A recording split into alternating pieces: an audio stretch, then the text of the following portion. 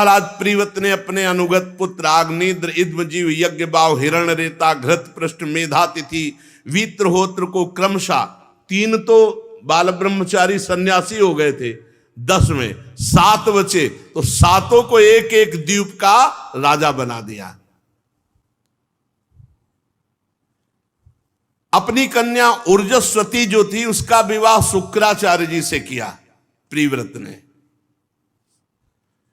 उसी से शुक्र कन्या देवयानी का जन्म हुआ।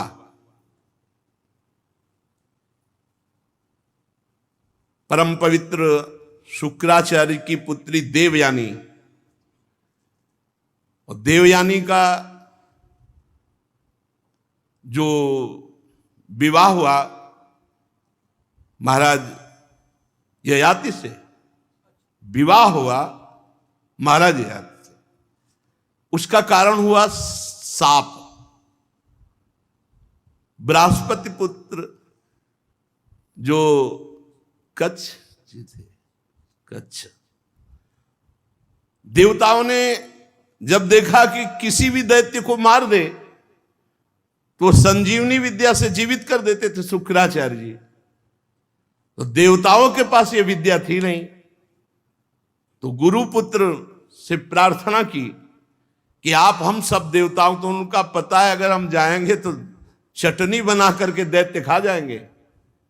जब पता चलेगा संजीवनी सीखने आए शुक्राचार्य जी से तो चाट जाएंगे दैत्य लोग, तो उनका हम सबके लिए आप हमारे गुरुपुत्र हैं, आप ऐसा कीजिए। तो उन्होंने अपने प्राणों की बाजी लगा करके गुप्त रूप से अवसर निकाला और शुक्राचार्य जी के पास गए और चरणों में प्रणाम किया और कहा, महाराज मैं आपको गुरु रूप से वरण करता हूं,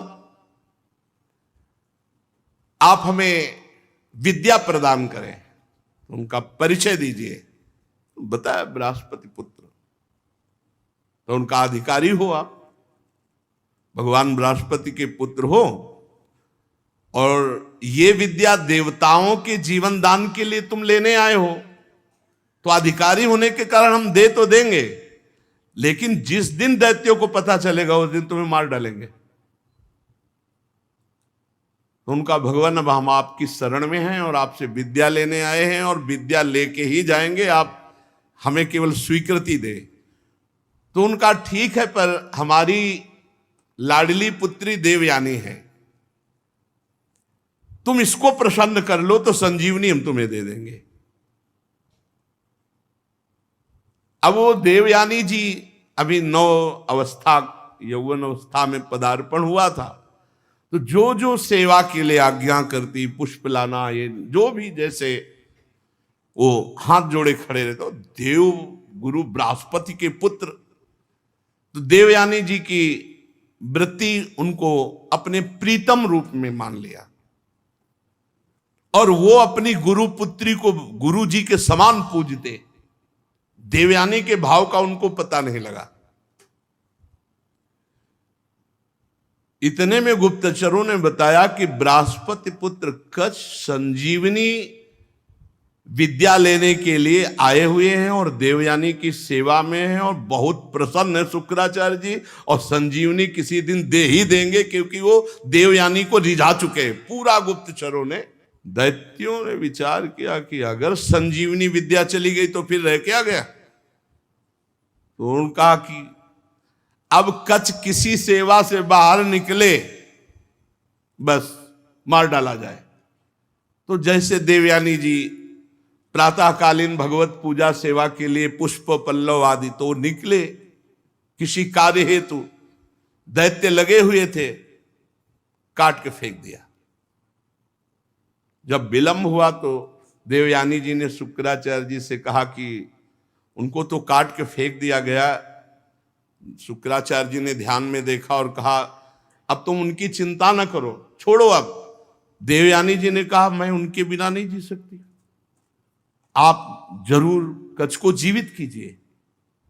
तो जे ही संजीवनी विद्या को उच्चारण किया तो जो इधर उधर मांस के टुकड़े सब पशु पक्षी भी खा गए थे, सबके पेट फटे और एकत्रित हुए, हाथ जोड़कर खड़े हो गए कच्छ। ये संजीवनी विद्या का चमत्कार। फिर दैत्यों को सूचना लगी कि कच्छ को तो संजीवनी विद्या से जीवित कर दिया। बोले इस बार हम ऐसा करेंगे, कच्छ किसी सेवा के लिए बाहर निकले तो मार दिया। फिर भूंज दिया।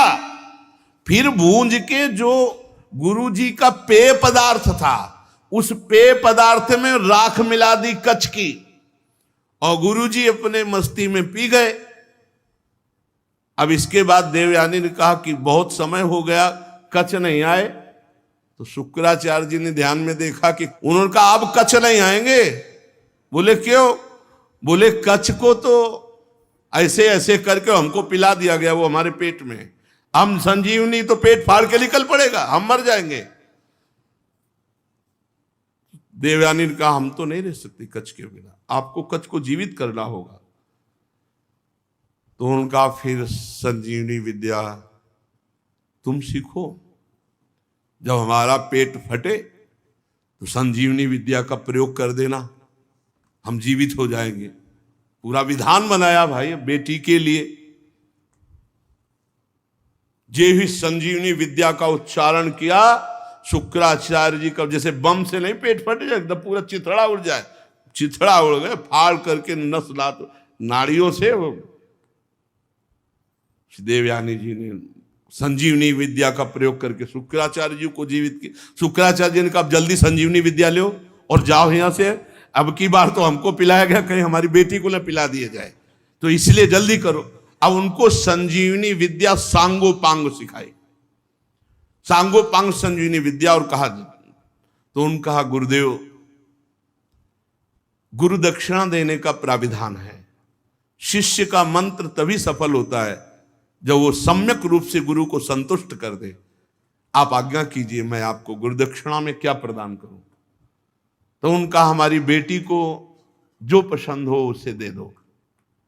नजदीक गए और कहा गुरुदेव ने कहा है आपको जो पसंद हो आप बोलिए, मैं आपको लाकर क्या दे दूं? मैं देवगुरु बृहस्पति का पुत्र हूं और आपकी सेवा में रहा हूं, आप बोले। तो उनका मुझे तुम पसंद हो, मैं तुम्हें स्वीकार करती हूं, तुम केवल मुझे स्वीकार। उनका नहीं, आज तक मैंने बहन और पूज्य से युक्त बुद्धि से देखा है, हमने कभी इस भाव से आपको नहीं देखा, इसलिए मैं कभी स्वीकार नहीं कर सकता। आप हमारी गुरु पुत्री हो, आप गुरु के समान पूज्य हो और मेरी बहन हो, मैं कभी ऐसा नहीं देख सकता।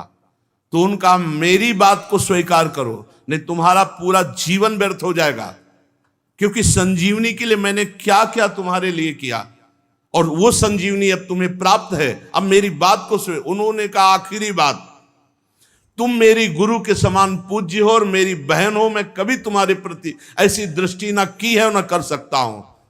तो उनका मैं शाप देती हूं तुम्हारी संजीवनी विद्या व्यर्थ हो जाए, विस्मृत हो जाए।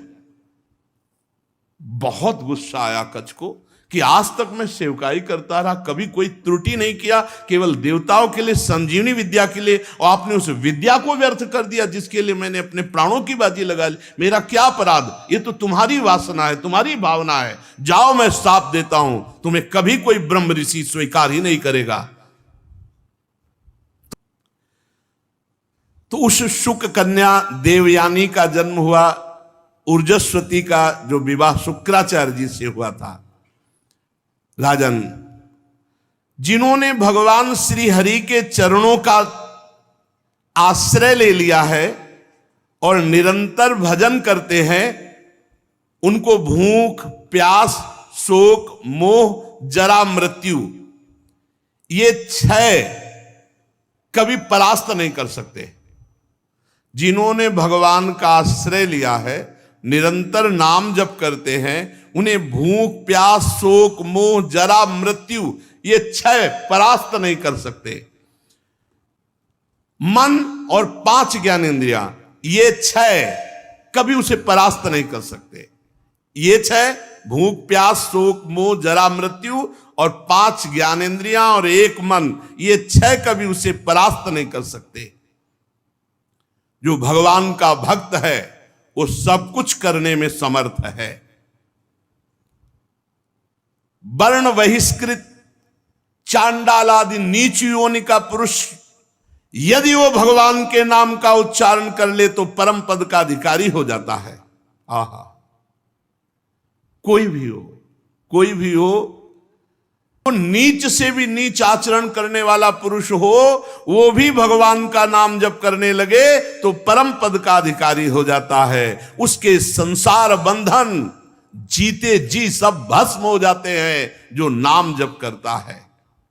इसीलिए हर प्रश्न का उत्तर, हर समस्या का समाधान, हर साधना का सार, हर शास्त्र का सार, हर सिद्ध संत की सार बात भगवान नाम। भगवान के आश्रित होकर खूब निरंतर भगवान नाम जप करो और इसी जन्म में हमें भगवत प्राप्ति हो जाए, ऐसा दृढ़ संकल्प करो। क्यों